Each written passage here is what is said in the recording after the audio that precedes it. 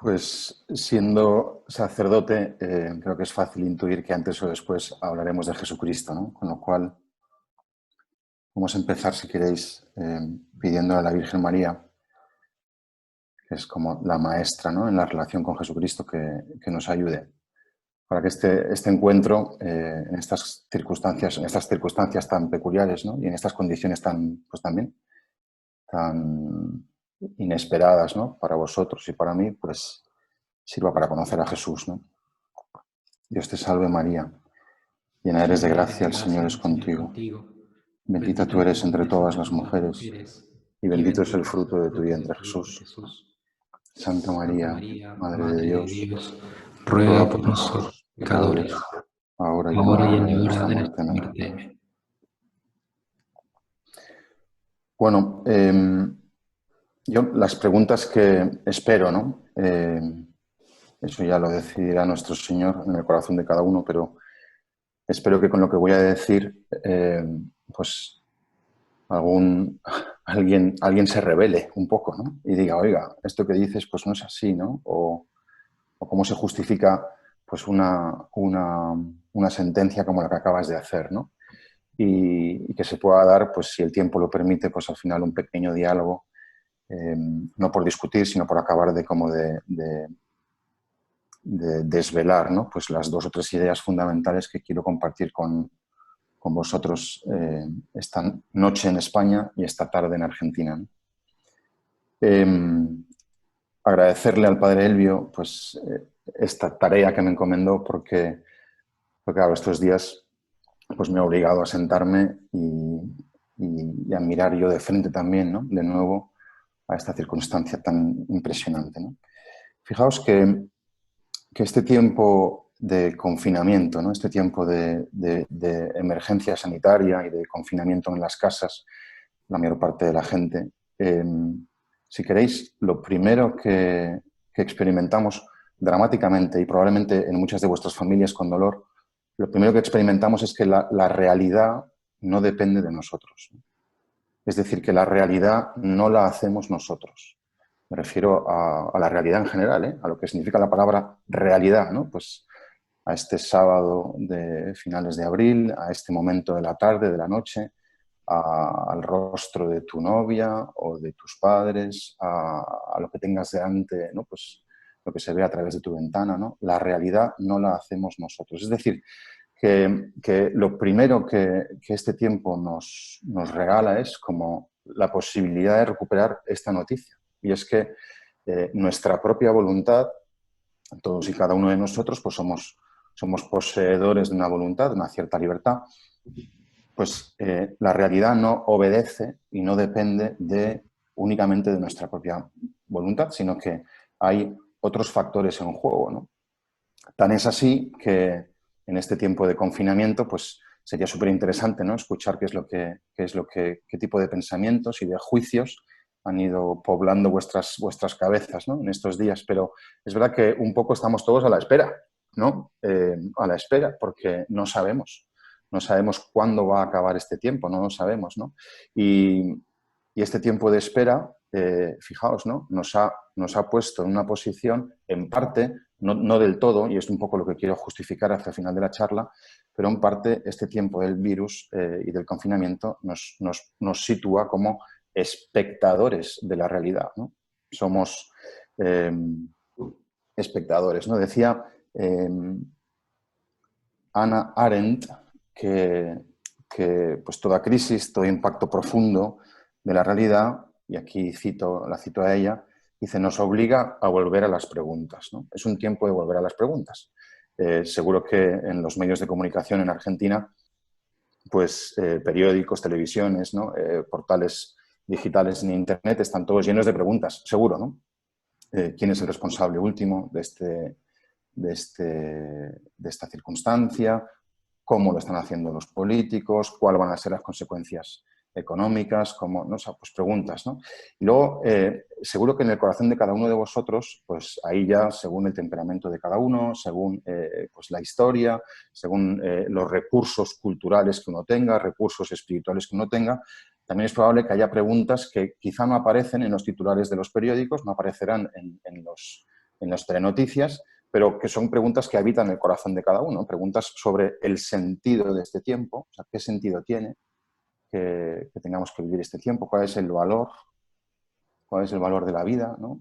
Decidme si no están los hospitales preguntándose, los médicos y probablemente muchas de vuestras familias, ¿no? Mi madre ha estado 10 días en el hospital, ¿no? Contagiada con el virus, pues te preguntas, ¿no? ¿Cuál es el valor de la vida? ¿Cuál es nuestra tarea, ¿no? Sentido, valor, tarea. Preguntas que están en el corazón, ¿no? Y que yo creo que lo voy a justificar o a intentar justificar después. Me parece que estas preguntas son un regalo, ¿no? Son un regalo. Hablando de estos otros factores en juego, digo que el mundo no está hecho solo de mi propia voluntad, ¿no? Sino que hay otros factores en juego. Pues justo el día antes del confinamiento aquí en España, aquí tenemos hemos organizado hace un año y pico, ¿no? Una iniciativa para acompañar a matrimonios en el equipo de las personas que lo estamos llevando a cabo hay una psiquiatra que me ayuda mucho, que me quiere mucho, y pudimos vernos y entonces ella me dijo, Yago, léete a Etty Hillesum, que supongo que algunos de vosotros conoceréis quién es esta mujer, ¿no? Etty Hillesum es una joven hebrea holandesa que murió en Auschwitz en la Segunda Guerra Mundial, ¿no? Pues se recuperaron hace unos años pues unos diarios suyos y luego algunas de sus cartas están publicados y pude leer en estos días sus diarios y sus cartas, ¿no? Y ha sido una buena compañera de camino en este tiempo del confinamiento. Dice Etty, desde el momento en que nos negamos o queremos eliminar determinados elementos, desde el momento en el que nos atenemos a lo que nos place y a nuestro capricho, para admitir un aspecto de la vida y rechazar otro, la vida se vuelve absurda. En el momento en el que se pierde de vista el conjunto, todo se vuelve arbitrario, ¿no? El otro día, en un periódico que se llama El Mundo, de tirada nacional, aquí en España, un profesor y novelista que además ha recibido pues, importantes premios en literatura, hablando de este tiempo del virus, decía este hombre, la realidad no se hace entonces real. Es decir, a nosotros la realidad nos ha puesto, nos ha encerrado en casa, ¿no? La realidad está como exigiendo un protagonismo que quizá había perdido, ¿no? Y dice este hombre, pero no es que la realidad se haya hecho real de repente. O sea, no es que el peso, la envergadura, la capacidad de la realidad pues sea real ahora de repente, sino que lo ha sido siempre, ¿no? Dice, la realidad no se hace entonces real, ahora. Continúa, dice, la realidad ha sido real siempre. Ha estado ahí desde siempre, pero su mayor levedad nos permitía no mirarla continuamente cara a cara y nos bastaba hacerlo de reojo, ¿no? ¿Qué le pasa a este tiempo, ¿no? Si queréis, luego nos podemos discutir sobre esto. ¿Qué le pasa a este tiempo? Pues para empezar, que la realidad se ha impuesto. Fijaos, yo no sé cómo están las leyes en Argentina, pero aquí yo estudié Derecho antes de ir al seminario y ser sacerdote. Y aquí el aparato legislativo español y el aparato legislativo pues, europeo, si queréis,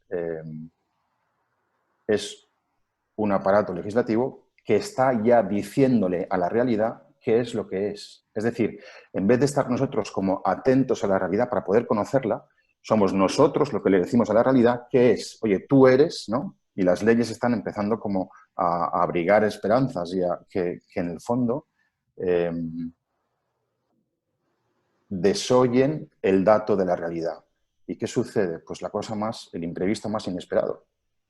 De hecho, ayer, escuchando yo a un sacerdote amigo mío, decía, es que incluso la palabra pandemia, por lo menos en España, la hemos tenido que recuperar del vocabulario.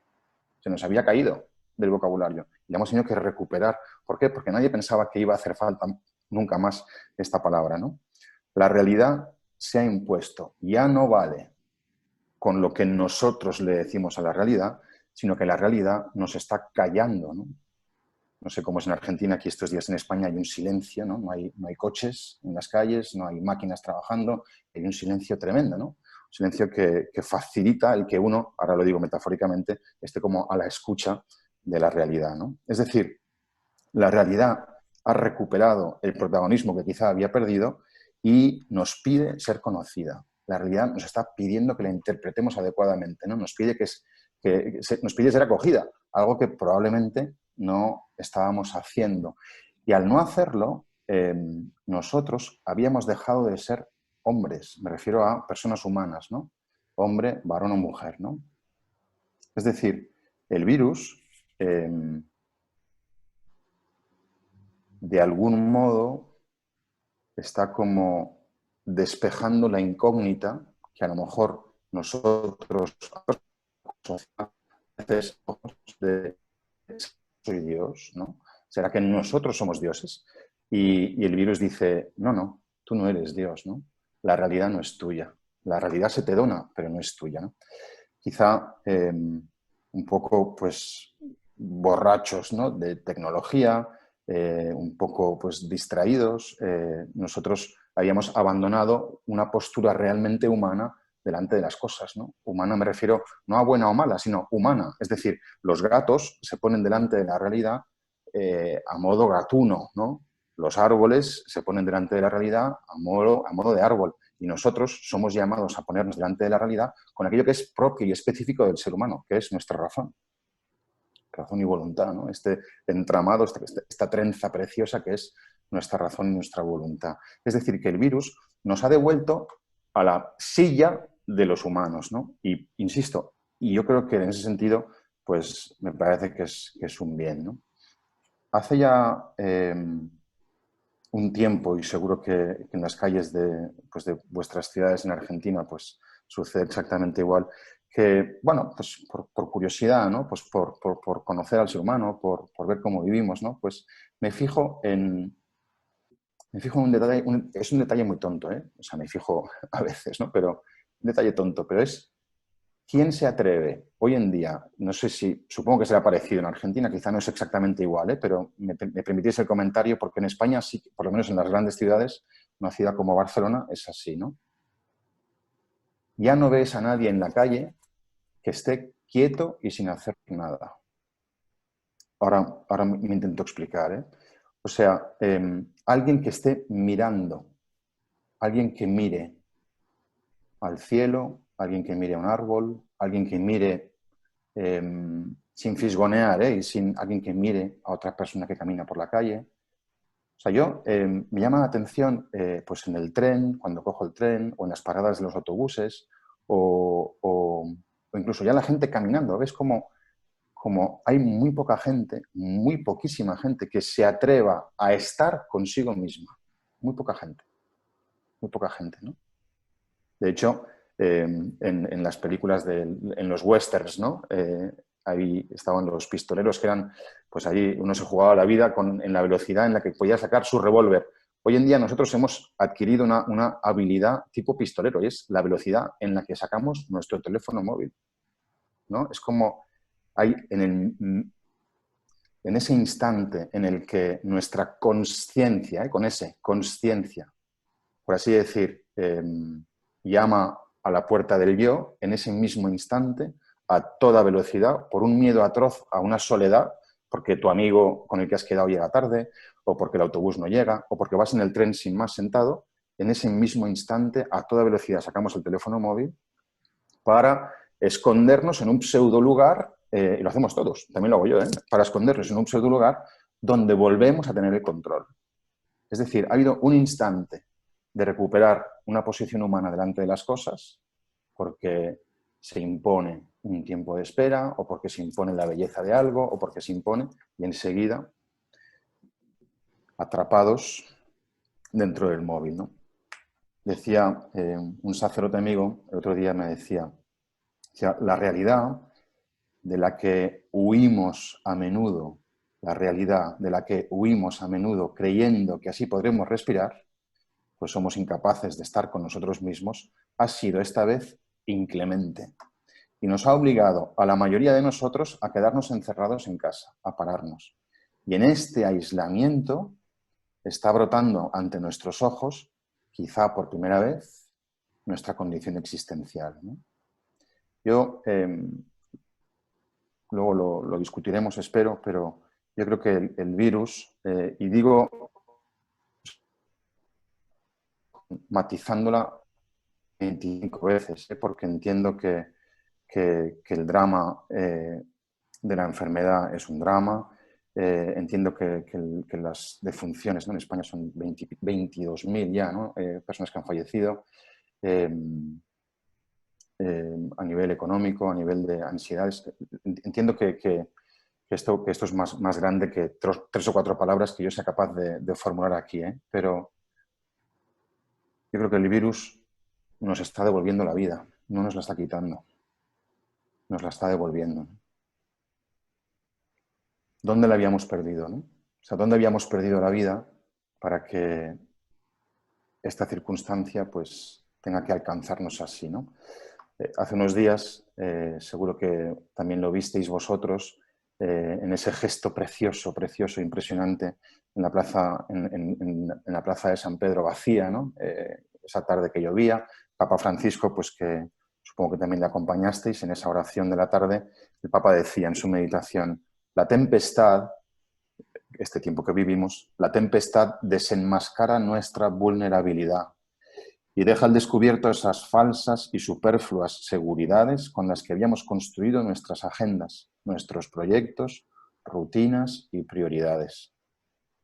Nos muestra cómo habíamos dejado dormido y abandonado lo que alimenta, sostiene y da fuerza a nuestra vida y a nuestra comunidad.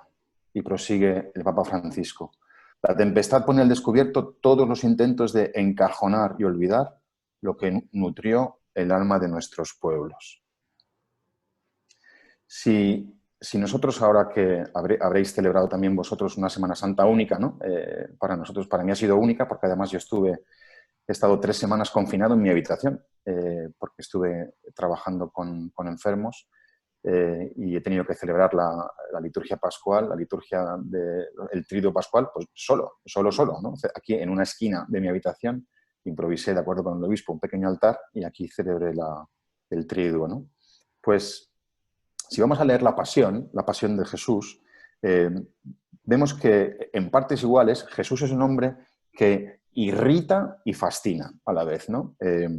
Irrita tremendamente Jesús a los sacerdotes, ¿no? Y a los fariseos, o sea, se irritan, ven a este hombre y se ponen nerviosos, se ponen enfermos, y a Herodes y a Pilatos Jesús les fascina. Herodes echa de menos pues, que Jesús haga un milagro, ¿no? O sea, echa de menos pues, un cierto divertimento y Pilatos echa de menos que Jesús dialogue con él, ¿no? Pero están fascinados, ¿no? Irritados, unos irritados y otros fascinados, ¿no? ¿De dónde proviene esta irritación que genera Jesús, ¿no? ¿De dónde proviene esta fascinación en Pilatos y Herodes que genera Jesús, ¿no? Fijaos, Herodes, Pilatos, los sacerdotes, ¿no? Tienen poder. Son hombres de poder, ¿eh? Son hombres de poder. Y Pilatos se lo recuerda a Jesús. Yo tengo poder, ¿no? Y con todo Jesús no negocia. Jesús no negocia, no. Jesús no le hace trampas, ¿no? No le hace trampas, no negocia. Jesús no vive a la defensiva, ¿no? Yo tengo la sensación de que en España, si uno hace como una lectura sin profundizar mucho, de los titulares de los periódicos en Internet, te das cuenta de que España entera ha estado viviendo a la defensiva. En una España cada vez más pequeña, porque nos hemos de defender de la polución, ojo, y nos hemos de defender, ¿eh? O sea, no estoy diciendo aquí, nos hemos de defender de la polución, nos hemos de defender del virus, nos hemos de defender de los inmigrantes, nos hemos de defender de, ¿no? Y estamos, pues, achicando el terreno y al final vivir, pues, en unos pocos centímetros cuadrados. ¿Por qué? Porque nos falta libertad. Nos falta libertad. O sea, Jesús irrita y fascina a sus jueces porque Jesús no se defiende.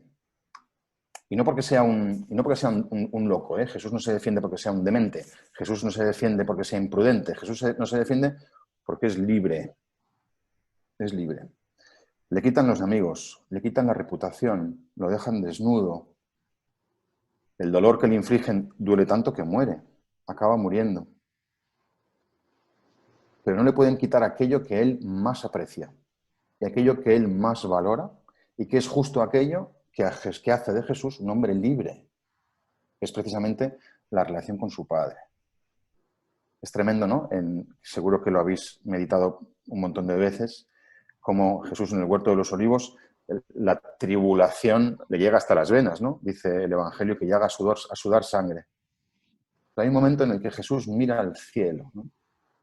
Jesús, en ese momento de oración, abandonado de sus tres amigos, mira al cielo. Jesús mira a su Padre. Jesús ve a su Padre y lo que grita es, hágase tu voluntad, ¿no? Hágase tu voluntad y no la mía, ¿no? Es decir, es tan hermosa la belleza del Padre, es tan grande, ¿no? Tan imponente la belleza del Padre. Jesús se reconoce tanto perteneciente al Padre que es un hombre libre. Es decir, para Jesucristo la vida no es un programa, no es un proyecto, ¿no? No es una especie como de tabla de objetivos con los que hay que cumplir, hechos un poco a medida de uno mismo, ¿no? Sino que la vida para Jesús es 100% vocación, ¿no? Dejadme que lo digo con esta expresión que espero que se entienda, es torpe, es pequeña, pero espero que se entienda. O sea, nosotros, hablo de España, nosotros hemos horizontalizado la vida por completo, totalmente horizontalizada. Quiero decir que los espejos donde miramos nuestra vida son los espejos del mundo 100%, ¿no? Las cosas son verdaderas y valiosas en función de su capacidad de generar emociones. Las cosas son verdaderas y valiosas en función de la repercusión mediática, es decir, de los likes que yo tenga en Instagram o donde sea. Estoy reduciendo mucho, y sabéis a lo que me refiero. La vida es buena y valiosa en función de lo que coincida con imágenes que o bien hemos fabricado nosotros o bien imágenes que sin saberlo hemos adquirido y asimilado de parte del mundo, ¿no? Jesús, en cambio, es libre. Es realmente libre, porque su vida es totalmente vertical. Está verticalizada del todo. Y eso no hace, fijaos, eso no hace que el mundo se le vuelva pequeño a Jesús, ¿no? Sino que, al contrario, Jesús, y estoy convencido de que cada uno de vosotros conocéis a alguien para quien el mundo es su casa. El mundo es su casa, cualquier tiempo es su casa, cualquier relación es su casa, cualquier circunstancia es su casa. Y en cambio, muchos de nosotros, ¿cuántas veces vivimos con temor? Si esta es la circunstancia, yo me atemorizo. Si esta es la modalidad en la relación y no obedece a una imagen que yo me he hecho, yo me atemorizo. Si esta es... Fijaos, os invito a que bueno, pues cada uno en la conciencia, ¿no? En su propia conciencia, haga como las cuentas con cómo ha vivido este tiempo de confinamiento, ¿no? O sea, hagamos las cuentas, ¿no?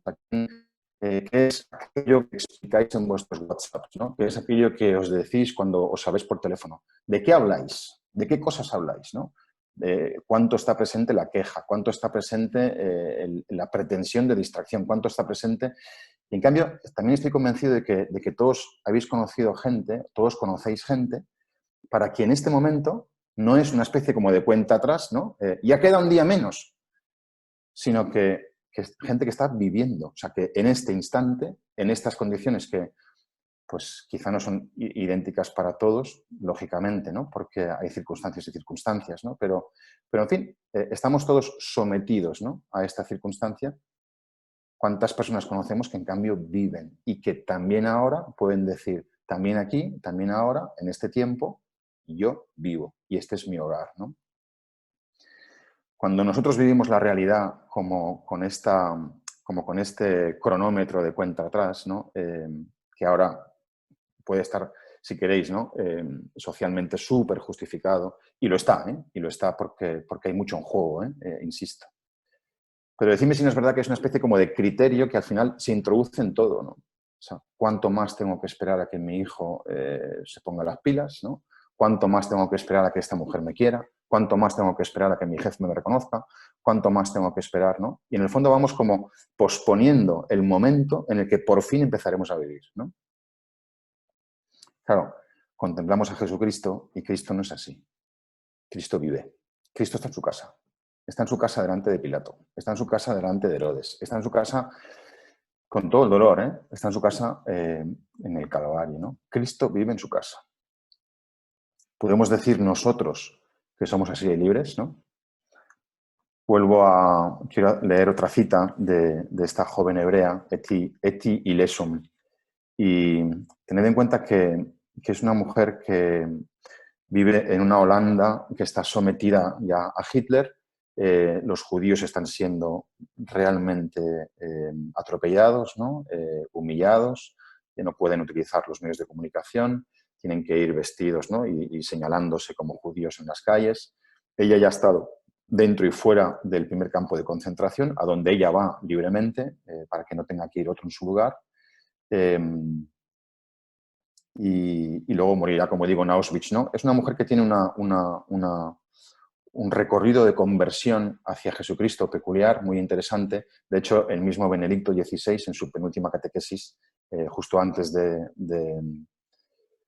de abandonar el pontificado, pues habló de ella, ¿no? En una catequesis sobre la conversión.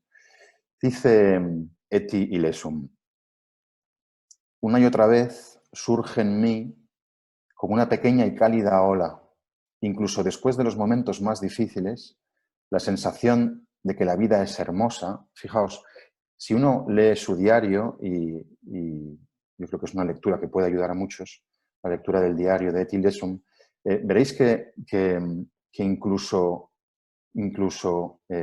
a punto de ser conducida en esos trenes horribles a Auschwitz, donde morirá, ella afirma una y otra vez que la vida es hermosa. Y es consciente de que lo afirma, de que afirma algo en contra de lo que piensa todo el mundo.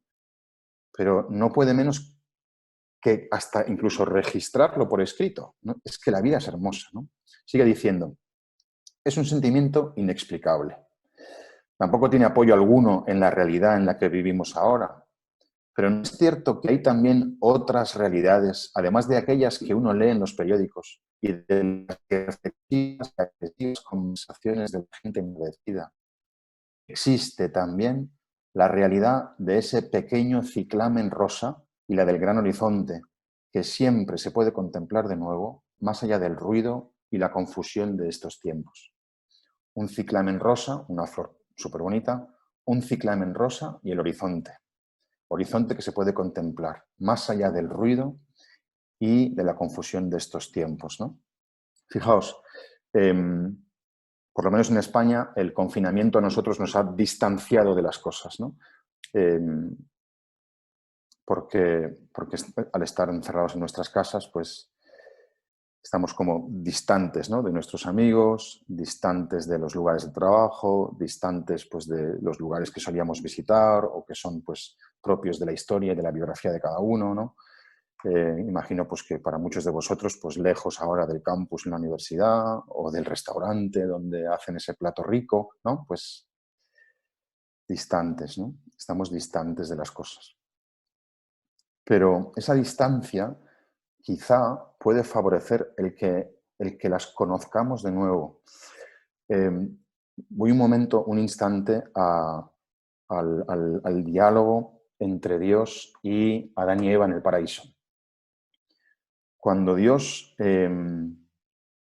dice a a los padres, ¿no? A Adán y a Eva, les dice: no podéis comer del fruto de este árbol.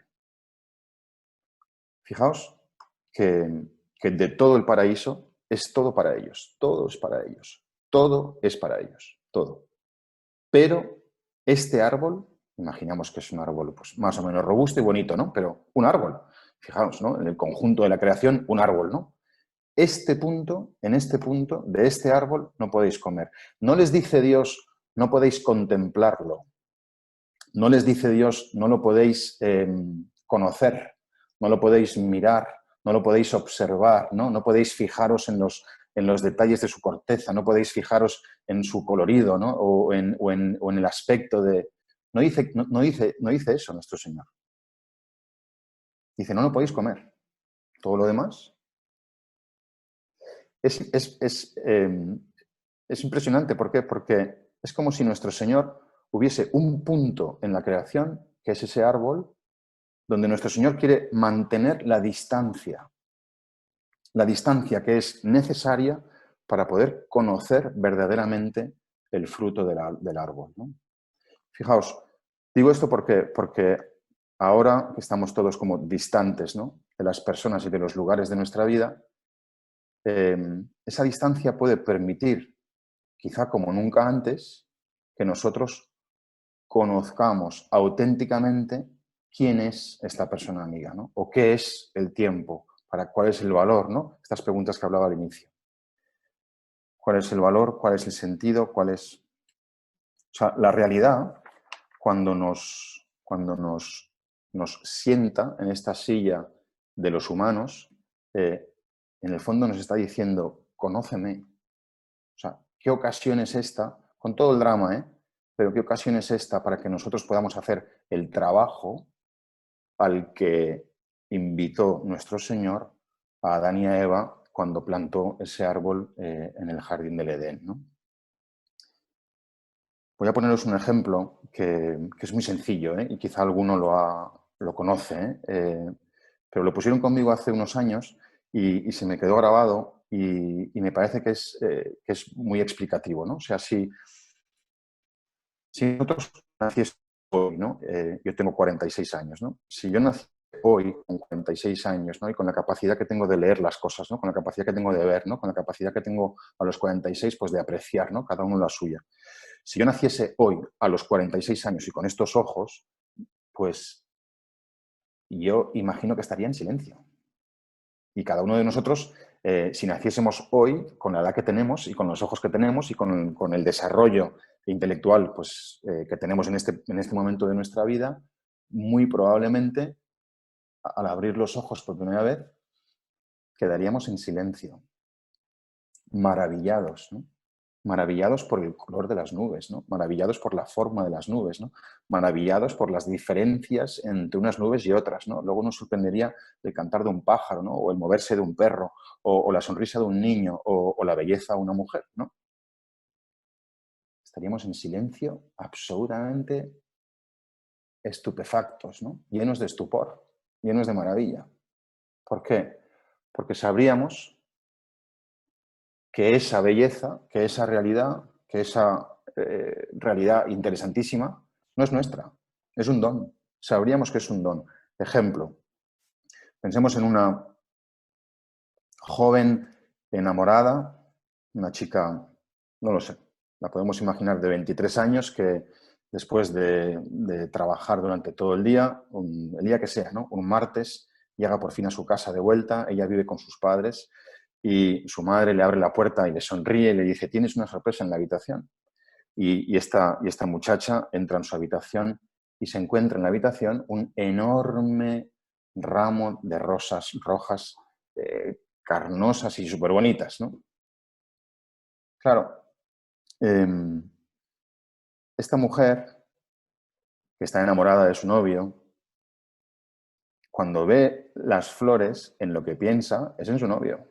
Y lo primero que va a hacer es buscar la nota donde poder confirmar como esa sospecha, esa intuición, como poder confirmar ese preconocimiento de la realidad que es el ramo de flores, ¿no? Se va a acercar a buscar para poder confirmar, efectivamente, es de mi enamorado, ¿no? Fijaos, si ella no se distancia, entendedme, ella lo hace intelectualmente en el espacio de su habitación, pero si no se distancia lo suficiente de las flores como para poder llenar la memoria de la historia de amor con su enamorado,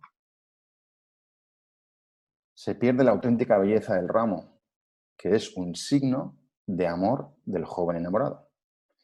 Si esta muchacha al entrar en su habitación queda fascinada, ¿no?, por la belleza de las flores y no hace este ejercicio de comprensión de la realidad, no hace este ejercicio de entender hasta el fondo qué significa ese ramo, pues podrá gustar la belleza de las flores, sin duda. Gustará la belleza de las flores y el olor de las flores, ¿no? Y podrá quedar pues extasiada viéndolas, ¿no? Pero en 3, 4 o 5 días, los días que sean, esas flores se marchitarán y ella seguirá siendo la que era. En cambio, Cuando esta mujer hace este ejercicio de comprensión de esa realidad que tiene delante, las flores que están calladas, porque las flores no hablan, ¿verdad? Las flores le están diciendo, tú eres una mujer amada. Y le pasaría como a Jesucristo. ¿Cuántas veces hemos tenido circunstancias absolutamente gemelas y en una ocasión esa circunstancia ha sido una amenaza y en otra ocasión, en cambio, nos hemos visto pues, como Pedro por su casa? ¿Cuál es la diferencia? La certeza de un amor. La certeza de un amor. Nosotros no hemos nacido hoy, ¿no? Pero anoche nos fuimos a dormir y todos nosotros hoy nos hemos despertado. Es decir, que la luz nos ha devuelto las cosas, ¿no? Nos ha puesto de nuevo las cosas delante. Nos ha puesto este enorme ramo de rosas que es la realidad y nos la ha puesto delante. Pero nosotros, quizá ahora sí que lo estamos haciendo, ¿no? Pero nosotros pocas veces hacemos este trabajo de distancia que permite conocer la realidad, que permite descubrir que la realidad es signo, que es signo de nuestro joven enamorado, que se llama Jesucristo, ¿no? Que te regala este ramo de rosas, pues que es pues la risa de tu hijo o la belleza de tu esposa o pues aquellos aspectos de la realidad pues más buenos, más bonitos y más, ¿no? Al día siguiente de cuando hablé hace unos días con el padre Elvio y me propuso tener este encuentro con vosotros esta noche, al día siguiente me llamó la atención en la lectura de los Hechos de los Apóstoles un detalle que ahora comento, ¿no? Decía al día siguiente los Hechos de los Apóstoles, creo que es en la misa del martes, ninguno pasaba necesidad, habla de los primeros cristianos, ¿no? Ninguno pasaba necesidad, pues los que poseían tierras o casas las vendían, traían el dinero y lo ponían a disposición de los apóstoles, luego se distribuía según lo que necesitaba cada uno. Claro, yo leía esta lectura en la misa y pensaba, ¿qué les ha sucedido a los primeros cristianos? ¿Qué les ha sucedido? Que se daba en ellos como esta novedad a la hora de mirar a sus posesiones, ¿no? Esta novedad a la hora de entender qué eran estas propiedades. Estaban contentos. Yo no me imagino a estos primeros cristianos que están vendiendo sus propiedades y dando dinero a los pobres a través de los apóstoles, no me los imagino como denunciando la pobreza de los pobres, ¿no? No me los imagino denunciando pues las circunstancias, sino que han hecho como una lectura adecuada, ojo, una lectura humana, verdaderamente humana, de la realidad, que les permite esta libertad. Aquí tienes lo mío. ¿Por qué? Porque es don, porque es signo de otro. Y por tanto, pues puedo confiar, ¿no? Si ya me ha dado una vez, puedo seguir confiando en este donante que quiere como darse a conocer a través de estos signos, ¿no? Fijaos, ya termino diciendo esto, ¿no? No se trata, en mi opinión, eh, y supongo que también os sucederá a vosotros, ¿no? En estos días del confinamiento, pues se han multiplicado las conversaciones, ¿no? Pues por teléfono, por Zoom, ¿no? Y, bueno, pues es interesante, ¿no? Ver cómo están viviendo las distintas personas, pues cuando te cuentan cómo está viviendo este tiempo, pues ves, ¿no? Que para muchos está siendo un momento vocacional único y bueno, y otros, en cambio, pues están aplastados por una incomprensión, por una, bueno, pues piensas, ¿cuál es la diferencia, ¿no? O sea, ¿cuál es la diferencia? ¿No? Pues, y yo creo que la diferencia es como esta capacidad de lectura de la realidad adecuada, humana o no. ¿Quién hace posible esta lectura humana? O sea, este plus de estos primeros cristianos, este plus de humanidad, entre comillas, este plus de inteligencia, de capacidad de inteligencia de las cosas, ¿quién lo hace posible? Lo hace Jesucristo. Tenemos aquí en España, en estos días de la Semana Santa y del confinamiento, como los cristianos pues, no pueden ir a acudir a la misa, pues muchos están siguiendo al Papa Francisco en la misa en Santa Marta, ¿no? Y está siendo para muchos como una enorme provocación, porque, lo digo en el sentido más amable de la palabra provocación, o sea, de evocare, ¿no? De provocar, ¿no? De llamar, ¿no? Una enorme provocación, porque se están dando cuenta de que este hombre es como una especie de Moisés, es nuestro Moisés, ¿no? Y está guiando a su pueblo con una libertad, con una certeza que dices, ¿y de dónde proviene? O sea, este gigante de la fe, ¿de dónde sale? ¿No? Sale de Argentina, ¿no? Pero ¿de dónde sale? Sale de su relación con Jesucristo. Es un hombre que es de Jesucristo, ¿no? ¿Os acordáis de esa primera entrevista tan sorprendente para todos? Por lo menos los que no le conocíamos, cuando Spadaro le preguntaba, ¿y usted cómo se define a sí mismo? ¿No? Y dice, soy un pecador que ha sido mirado por Cristo, ¿no? O sea, es uno que ha descubierto que Cristo le mira. Es decir, es uno que ha conocido al joven enamorado que anda detrás de las cosas, ¿no? Yo creo que este tiempo, termino ya con esta frase, eh, es como el tiempo, es un tiempo que el Señor nos regala para que tú y yo podamos como reconocer dónde está Él presente. Cristo es el mismo ayer, hoy y siempre, ¿no? Dice la carta a los Hebreos. Cristo es el mismo ayer, hoy y siempre. Cristo no ha cambiado de método. Cristo sigue siendo hombre y, y nos invita a convivir con Él pues a través de esas personas como el Papa Francisco y tantos que habitarán en Argentina, ¿no? Tantos amigos, amigas eh, son lugar donde Cristo nos alcanza, ¿no? Por así decir, ¿no? Entonces, creo que este tiempo nos permite a todos como identificar, ¿no? Y cuando yo hablo con este amigo y colgamos al teléfono, yo sigo igual de perplejo, sigo igual de enfadado, sigo igual de triste. Cuando en cambio hablo con este otro amigo, o con esta amiga, o con este sacerdote, o con esta religiosa, o con quien sea, ¿no? Todos hemos tenido conversaciones telefónicas donde al colgar uno está más en casa. Dice, pues ¿no será que el Señor me llama a frecuentar más esta compañía, estos amigos, estas personas, este grupo, esta iniciativa, ¿no? Porque Cristo viene a hacer posible esta lectura de la realidad y por tanto viene como a generar en tu corazón y en el mío pues esta libertad que es imprescindible para vivir como hombres, ¿no? Para vivir como hombres, varón o mujer, para vivir como hombres en este tiempo. Hasta aquí, Padre.